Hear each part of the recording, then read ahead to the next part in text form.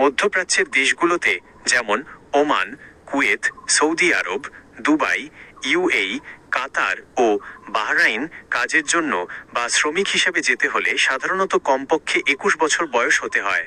তবে কাজের ধরন, জেন্ডার এবং দেশের নিয়ম অনুযায়ী বয়সের কিছু ভিন্নতা রয়েছে। নিচে সহজ একটি টেবিলের মাধ্যমে বিষয়টি দেখে নিতে পারেন।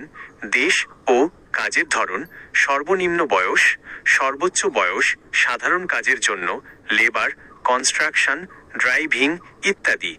21 বছর সাধারণত 35 থেকে 45 বছর, কাজের দক্ষতার উপর নির্ভর করে, পেশাদার কাজের জন্য, ইঞ্জিনিয়ার, আইটি, হিসাবরক্ষক ইত্যাদি।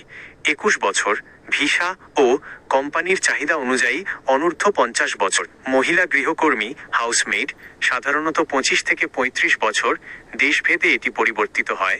3টি গুরুত্বপূর্ণ বিষয় যা আপনার জানা প্রয়োজন। পাসপোর্টের বয়স। আপনার পাসপোর্টে বয়স অবশ্যই সর্বনিম্ন 21 বছর, কিছু বিশেষ পেশাদার বা স্টুডেন্ট ভিসার ক্ষেত্রে 18 বছর হতে হবে। Visa policy. কুয়েত ও সৌদি আরবের মতো দেশগুলোতে কঠোর শ্রম আইনের কারণে 21 বছরের নিচে সাধারণত কাজের ভিসা ইস্যু করা হয় না। Medical fitness.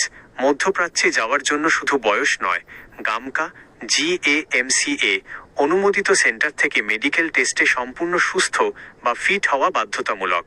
আপনি কি নির্দিষ্ট কোনো কাজের জন্য বা বিশেষ কোনো দেশে যাওয়ার জন্য বয়স জানতে চাচ্ছেন?